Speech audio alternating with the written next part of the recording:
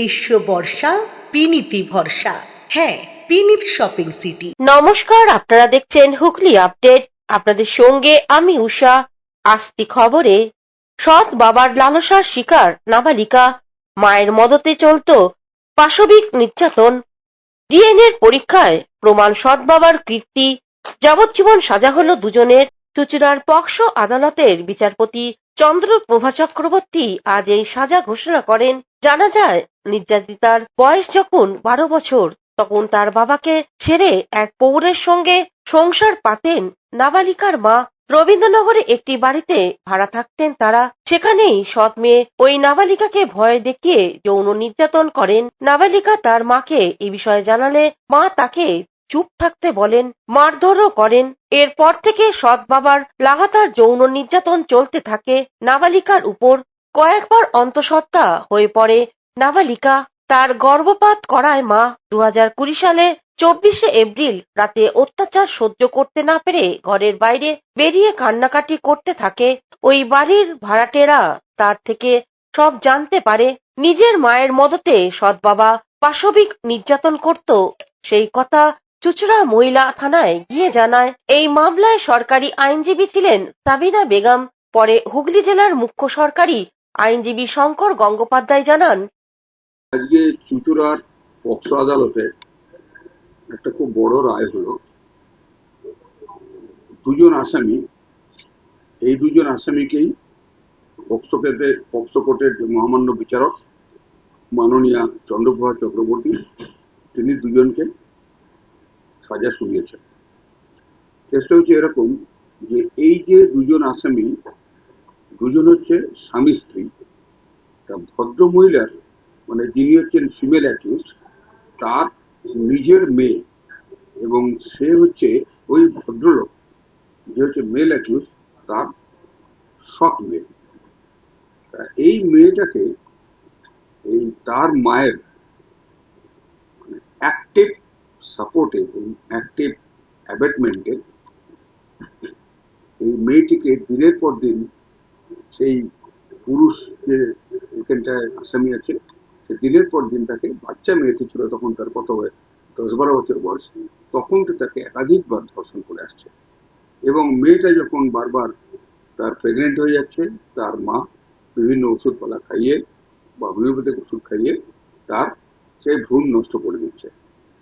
এরকম ঘটতে ঘটতে ঘটনাটা ছিল 24/4/2020। এই মেয়েটি সৎ বাবা এবং তার মায়ের, নিজের মায়ের অত্যাচারে আর সহ্য করতে না পারে ঘরের বাইরে এসে খুব কান্নাকাটি করে। রাত্রে তখন 11টা বাজে।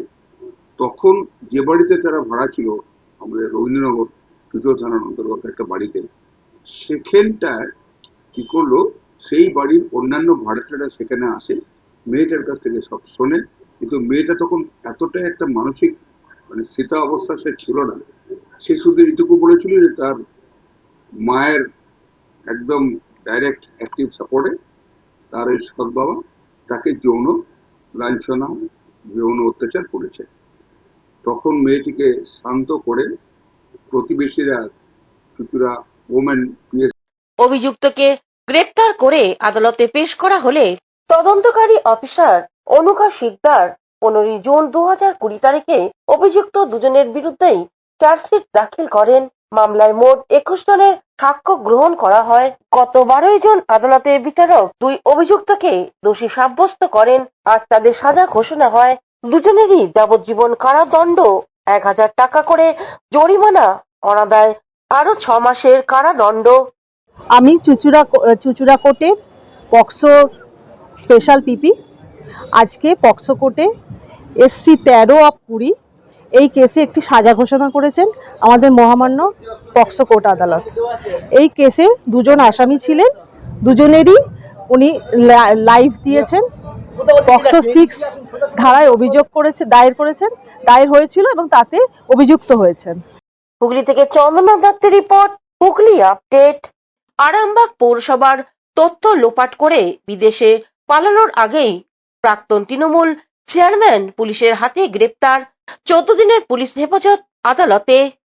পুরসভার তথ্য নষ্ট করে বিদেশে পালানোর ছক ছিল আরামবাগের প্রাক্তন তৃণমূল চেয়ারম্যানের। 14 দিনের পুলিশ হেফাজত দিল আদালত। গ্রিন সিটি প্রকল্পের টাকা শুধু নয়, আরো নানা দুর্নীতির অভিযোগ স্বপন নন্দীর বিরুদ্ধে। কেরারম থেকে বিদেশে পালানোর ছক ছিল তার আগেই হুগলি গ্রামীণ পুলিশের জালে ধরা পড়ে যায়। আজ চুঁচুড়া আদালতে পেশ করা হলে 14 দিনের পুলিশ হেফাজতের নির্দেশ দেয় আদালত। মামলার স্পেশাল পিপি বিভাস চট্টোপাধ্যায় জানান, চেয়ারম্যান পদ চলে যাওয়ার পর সমস্ত তথ্য পুরসভার কম্পিউটার থেকে মুছে দিয়েছিলেন প্রাক্তন চেয়ারম্যান স্বপন নন্দী। কাজ হয়নি, আর তারপর কাজ হয়ে আমি আশা যা কাজ করে গেছি আরামবাগকে জিনসিটি আপনার মেডিকেল কলেজ থেকে বৃদ্ধাশ্রম থেকে ভবগুলো তাহলে অভিযোগ কি ভিত্তিহীন? সব ভিত্তি, সব ফাঁসানো হয়েছে? ষড়যন্ত্র দলনৈতিক ভাষাগুলো শুনুন, ঈশ্বর আছে, আল্লাহ আছে, ভগবান আছে। এ বিষয়ে মামলা স্পেশাল পিপি ভিনাস চট্টোপাধ্যায় আরো কি জানাচ্ছেন শুনবো। অ্যাকচুয়ালি একটা অভিযোগ হয়েছিল আমাদের এতে। এখনকার যিনি চেয়ারম্যান আছেন তিনি অভিযোগ দিয়েছিলেন যে আগের যিনি চেয়ারম্যান ছিলেন আরামবাগ মিউনিসিপ্যালিটির, তার সময় সোলার প্যানেল বসানো নিয়ে একটা বিরাট বড় স্ক্যাম হয়েছিল, যেটা 7.4 crore বেশি। তো ওটা ডিউরিং ইনভেস্টিগেশন হয়েছে। ইনভেস্টিগেশন চলাকালীন এর আগের ডেটে যারা অ্যাকিউজ পার্সন ছিলেন তারা অ্যারেস্ট হয়ে এসেছিলেন। আজকে মেন আসামি যিনি তখনকার মিউনিসিপ্যালিটির চেয়ারম্যান ছিলেন, সেই ভদ্রলোককে আজকে অ্যারেস্ট করে আনা হলো। 14 দিনের পিসি পেয়ার আমরা পেয়ার করেছিলাম এবং 14 দিনের পিসি কোর্ট অ্যালাউ করেছে। 29 তারিখে ওনাকে রিটার্ন করা হবে।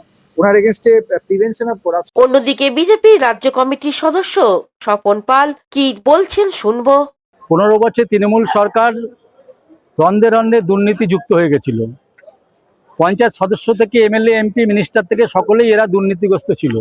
আমরা দেখেছি যে আরামবাগের যে প্রাক্তন চেয়ারম্যান পৌরসভার স্বপন নন্দী, সে গ্রিন সিটি প্রকল্পের দুর্নীতিতে সে নিজে ভালো করে জানে যে দুর্নীতি সে যুক্ত। তার জন্য সে ভয়ে পালিয়ে গেছিল কেরলে, এবং সেখান থেকে সে দেশ থেকে বিদেশে পালিয়ে যাচ্ছিল। হুগলি থেকে অভিষেক গুপ্তা ও চন্দ্রনাথ দত্তের রিপোর্ট, হুগলি আপডেট। রোদ গরম উপেক্ষা করে জনকল্যাণ শিবিরে ভিড়, পরিষেবা না পেয়ে ক্ষুব্ধ সাধারণ মানুষ। রোদ গরম উপেক্ষা করে জনকল্যাণ শিবিরে ভিড়, পরিষেবা না পেয়ে ক্ষুব্ধ অনেকে। তীব্র রোদ গরম উপেক্ষা করেই আজ থেকে শুরু হওয়া জনকল্যাণ শিবিরে ভিড় জমিয়েছেন কয়েক হাজার মানুষ। সরকারের কল্যাণমূলক প্রকল্পের সুবিধা সরাসরি মানুষের কাছে পৌঁছে দিতেই এই উদ্যোগ। সোমবার থেকে গোটা রাজ্যের মতো হুগলিতেও চলছে শিবির। 15 থেকে 17 জুন প্রতিদিন সকাল 10টা থেকে বিকেল 5টা পর্যন্ত খোলা থাকবে ক্যাম্প। পান্ডুয়ার বৈচিগ্রাম বিএল স্কুলে 5টি অঞ্চলের জন্য একসঙ্গে শিবির করা হয়েছে। স্কুল চত্বরে সকাল থেকেই লম্বা লাইন। অনেকে সরকারি প্রকল্পের সুবিধা পেয়ে খুশি হয়ে ফিরছেন, আবার অনেকে আকাঙ্ক্ষিত পরিষেবা না পেয়ে ক্ষুব্ধ হয়ে বাড়ি ফিরছেন। পশ্চিমবঙ্গ সরকারের উদ্যোগে 3 দিনের জনকল্যাণ শিবির রবীন্দ্রনগর রবীন্দ্র বিদ্যাপীঠে শুরু হলো। সোমবার শিবিরে উপস্থিত হয়েছিলেন চুঁচুড়ার বিধায়ক সুবীর নাগ। প্রচন্ড দাবদাহের বয়স্ক থেকে শুরু করে মহিলারাও লম্বা লাইনে দাঁড়িয়ে তাদের কাজ করতে দেখা গেছে। শিবিরে প্রচারে অভাব লক্ষ্য করা গেছে। অন্নপূর্ণা যোজনা, বয়স্ক ভাতা, আয়ুষ্মান ভারতের লাইনে বেশি ভিড় দেখা গেছে। অনেক উপভোক্তাকে বয়স্ক ফরম না পাওয়ায় ছোটাছুটি করতে দেখা গেছে।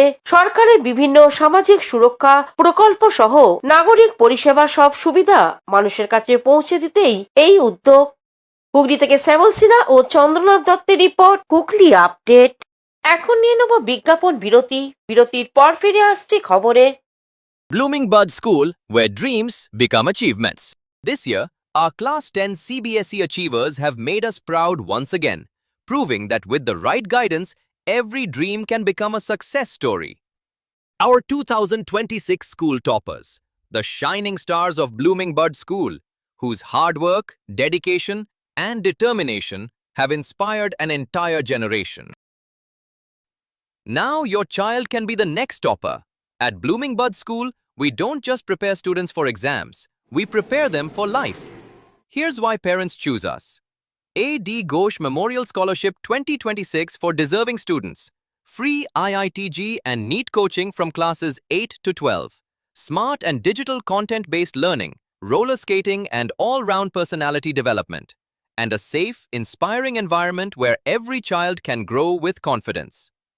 The next success story could be your child. Admissions are now open for Class 11, Science, Arts and Commerce. Limited seats, unlimited opportunities. Secure your child's future with Blooming Buds School today.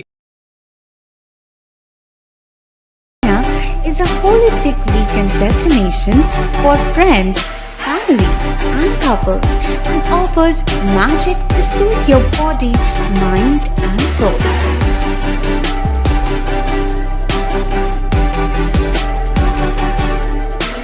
Aqua Marina, your customized magician. Welcome aboard and see the magic unfold. Amala nursing home. Enjoy a weekend at Vedam, the paradise of peace. A home away from home.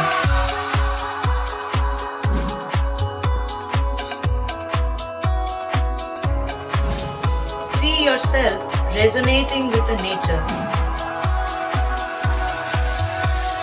Vedam welcomes you to create your best memories. হাওড়ার ডোমজুড় বিধানসভা এলাকায় বেআইনি নির্মাণকে কেন্দ্র করে ফের উত্তেজনা ছড়ালো। শনিবার ডোমজুড়ের সাপুইপাড়া বসুকাঠি গ্রাম পঞ্চায়েতের অন্তর্গত বেলুর চাঁদমারি এলাকার ইএসআই হাসপাতাল সংলগ্ন একটি বহুতল বাড়িকে ঘিরে স্থানীয় বাসিন্দাদের মধ্যে তীব্র ক্ষোভের সৃষ্টি হয়। স্থানীয়দের অভিযোগ, সংশ্লিষ্ট বাড়িটির জন্য G+1 একতলা সহ দুতলা নির্মাণের অনুমতি থাকলেও বাস্তবে সেখানেও 4 থেকে 5 তলা পর্যন্ত নির্মাণ করা হয়েছে। বাসিন্দাদের বাড়ি মালিকের কাছে অনুমোদনের নথি দেখতে চাইলে প্রথমে তিনি তা দেখাতে পারেনি, পরে কিছু কাগজপত্র দেখালেও সেখানে 4 বা 5 তলা নির্মাণের অনুমতির কোনো স্পষ্ট উল্লেখ পাওয়া যায়নি বলে অভিযোগ। এই বিষয়ে বাড়ির মালিক কি বলছেন শুনবো। অন্যদিকে স্থানীয় বাসিন্দাদের এক অংশের অভিযোগ জানিয়ে কি জানাচ্ছেন শুনবো। আপনি ইনলিগাল পাবেন, মানে আপনি কাজটা স্বীকার করছেন? হ্যাঁ, 100 বার। 100-র মধ্যে ইনলিগাল গুলো হলো কি করে? শুধু আমার পাটে বলে না, আপনার পাটে ছেড়ে দিন। সারা ডোমজুড়ে আপনি খুইলে 100-র মধ্যে 99% ইনলিগাল। হলো কি করে আপনি কি মনে করেন? দেখুন, আমি হচ্ছি ছোট একটা পঞ্চায়েতের মেম্বার, তার ক্ষমতা কতখানি সেটা আপনারা মিডিয়া আপনারা ভালো জানেন, ঠিক আছে? আমরা হচ্ছি কুয়োর ব্যাংক, বাকিটা আপনি বুঝে নিন। বলছি আপনার একটা বাড়ি হয়েছে, তো এখানকার স্থানীয় বাসিন্দারা একটা অভিযোগ করছে আপনার নাকি পারমিশন আছে G+1 এর। G+3 परमिशन हमारा G+3 দিয়ে রেখেছেন, কিন্তু এখন যেটা আছে পারমিশন G+1 এর, তারপরে আপনি করে রেখেছেন 3-4 তলা অবধি, ঠিক আছে? এবার আপনি বলছেন যে আপনি কাগজ জেলা পরিষদে জমা দিয়েছেন। তাহলে আমার কথা হচ্ছে যে কাগজটা দেওয়ার সময় কি আপনাকে কি বলেছিল যে আপনি 3-4 তলা করে দিন, তারপর আমরা পারমিশন দেবো? না তার আগেই আপনি তো বাড়িটা করে ফেলেছেন? না আপনি কি বলবেন তাহলে? এই যে কাগজটা আপনি জমা দিয়েছেন, বাড়িটা তুলেন কোন হিসাবে? যে একটা পারমিশন ছিল সরকারের, তারপর সরকারের ঊর্ধ্বে গিয়ে। হাওড়া থেকে কৌশিক ঘোষের রিপোর্ট, হুগলি আপডেট। চন্দ্রকোনা রোডে সেন্টার বাস স্ট্যান্ডে বিশ্ব বাংলা লোগো ভেঙে ফেলা হলো। পশ্চিম মেদিনীপুর জেলার চন্দ্রকোনা রোডের সেন্ট্রাল বাস স্ট্যান্ডে থাকা রাজ্য সরকারের বিতর্কিত বিশ্ব বাংলা লোগোটি অবশেষে অপসারণ করল স্থানীয় বিজেপি নেতৃত্ব। দীর্ঘদিন ধরে সাধারণ মানুষের মনে জমে থাকা ক্ষোভকে মান্যতা দিয়ে বিজেপির এই বলিষ্ঠ ও জনমুখী ও পদক্ষেপকে সাধুবাদ জানিয়েছেন এলাকার সর্বস্তরের মানুষ।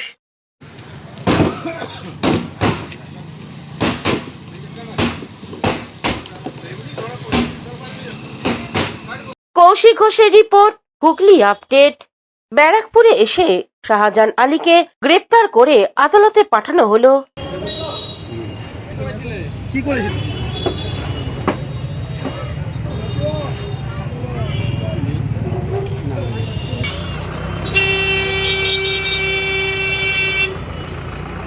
এখনকার মতন খবর এই পর্যন্তই। প্রতিদিন দেখুন হুগলি আপডেট। নমস্কার।